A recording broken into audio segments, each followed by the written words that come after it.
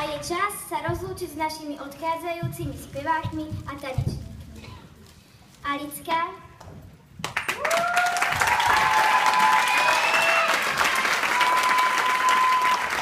Zuzka,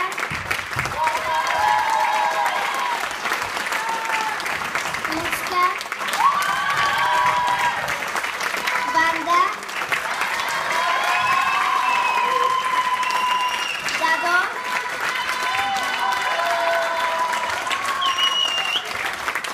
Aďo,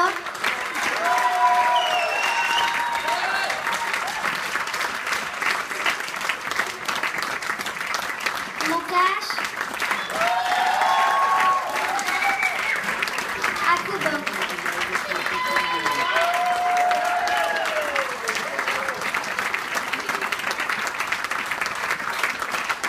Po speváčoch Saška, Lucka Mikulová a Marianka. A poprosím, aby aj vedúci prišli na javisko. Sonička, teta Lidka,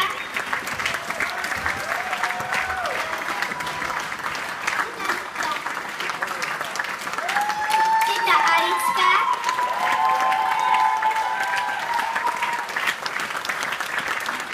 teta Ika,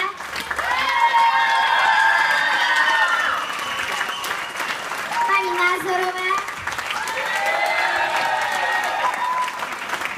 a Miloslav Hronček.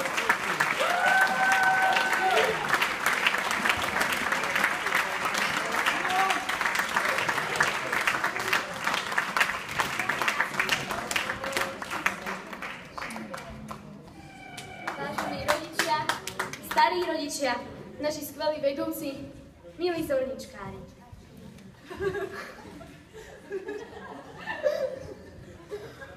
Položili ste si niekedy otázku, čo je to folklór? Ak nie, položte si ju teraz a skúste na ňu odpovedať. Čo je to ten folklór? Pre obyčajného človeka je to niečo ľudové, tradičné. Nejaké tie kroje, husličky, mašle, krpčoke. Pre takého tanečného kritika je technika, výraz tváre, držanie tela, choreografia, správny priestor počas tanca. Pre zvedavého človeka je to aj niečo nové, aj niečo staré. Niečo pestré, plné prekvapení, niečo, čo sa dobre počúva a na čo sa dobre pozerá. Pre nás je však folklór týmto všetkým. Niečo tradičné, prísne, nové a zároveň staré i pestré, ba ešte viac. Folklór je pre nás poznanie, inšpirácia a v neposlednom rade naša zornička.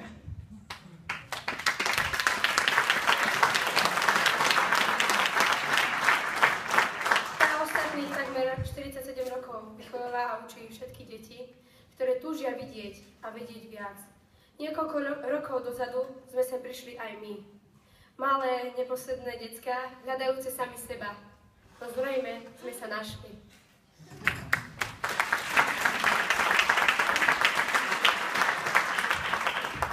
S zorničkou a v nej sme ale okrem seba objavili aj niečo ďalšie.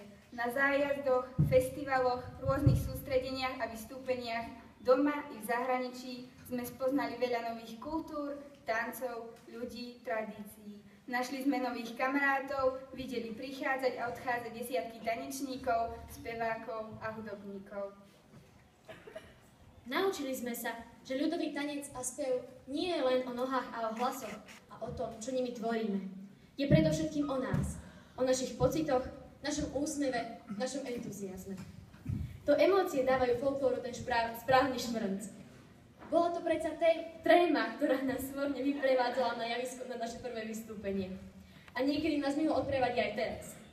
Sú to adrenalín a vzrušenie, ktoré nás, hoci aj vyčerpaných, no stále usmiatých, držia na nohách. Je to spoločná láska k ľudovému, vďaka ktorej sme v zorničkárskom kolektíve ostali tak dlho.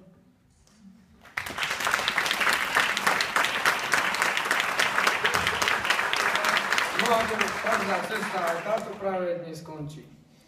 Ale nikdy na našu zorničku nezabudneme. ani na ľudí, ktorí nám na tejto niekoľkoročnej púti robili sprievodcu.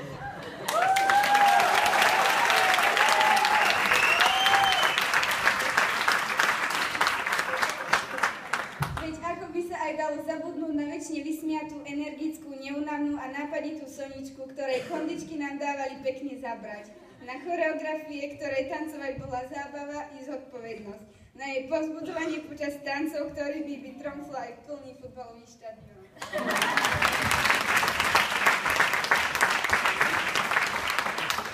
Na tetu Lubku, zorničkárskú lekárku, na náš lučničiarsky vzor, ktorá nás vždy podržala.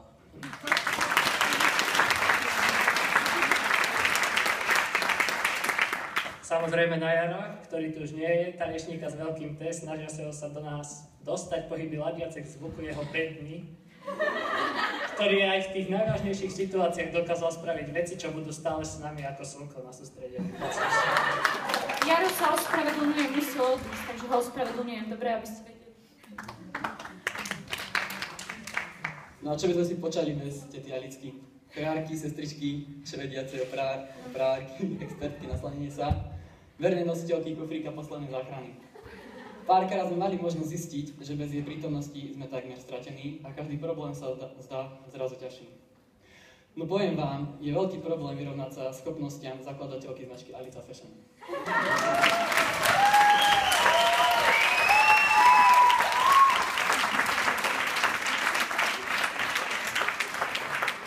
Je radosť tancovať a spievať na hudbu, ktorá nám vznikla pod Hronkyho rukami a naši famózni hudobníci jej dokázali dať život. Dodnes si pamätám na zimomriavky po celom tele a na otvorené sánky všetkých ľudí v miestnosti, keď nám naša hudba zahrala ich prvé muzikánske solo. No, bolo to niečo, čo nedokáže vyjadriť slova, ale ten pocit z tej hudby sa dá vytancovať alebo vyspievať.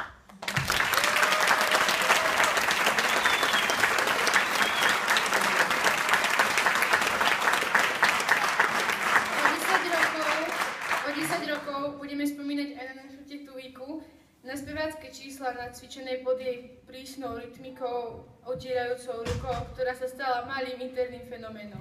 Na jej rady, odporúčania a príhody zo škôlky. Na to, ako sa vždy snažila, aby všetko dopadlo čo najlepšie.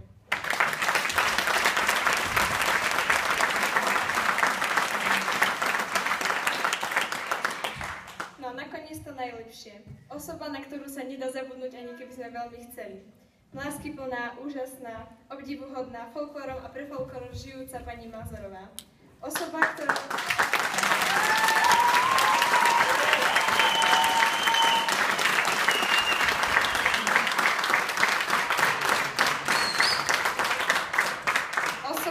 ktorá od seba aj ostatných vyžaduje len tie najväčšie výkony. Osoba, ktorá je jedným zo základných kameňov slovenského folklóru. Osoba, ktorá sa kľudne môže píšiť titulom Inšpirácia.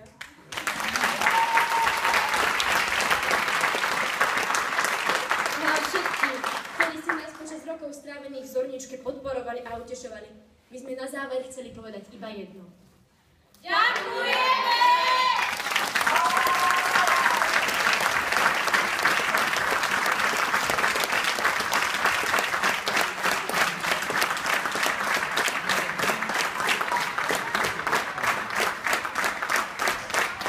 Aj my vám ďakujeme.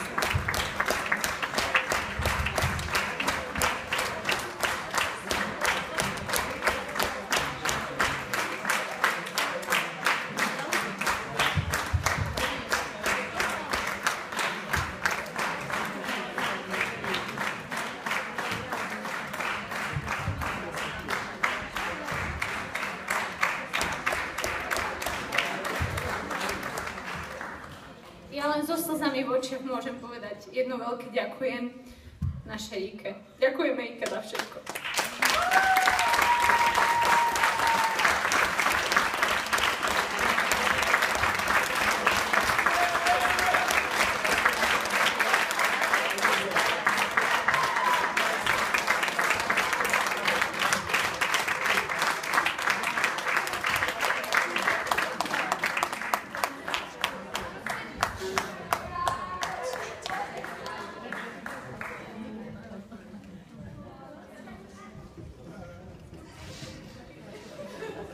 Ťažko asi rozprávať v tejto chvíli, ale chcem sa poďakovať všetkým vám, ktorí sedíte tam, všetkým vám, ktorí ste tu.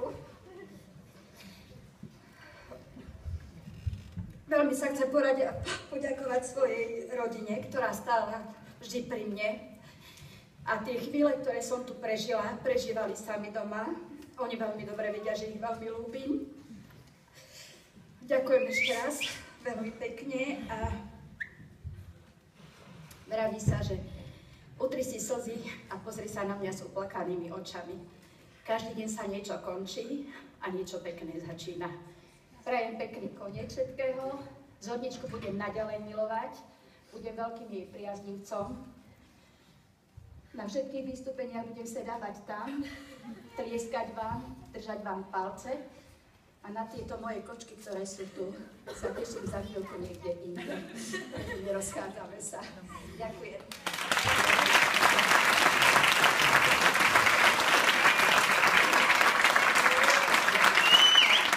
Čože ďakujem.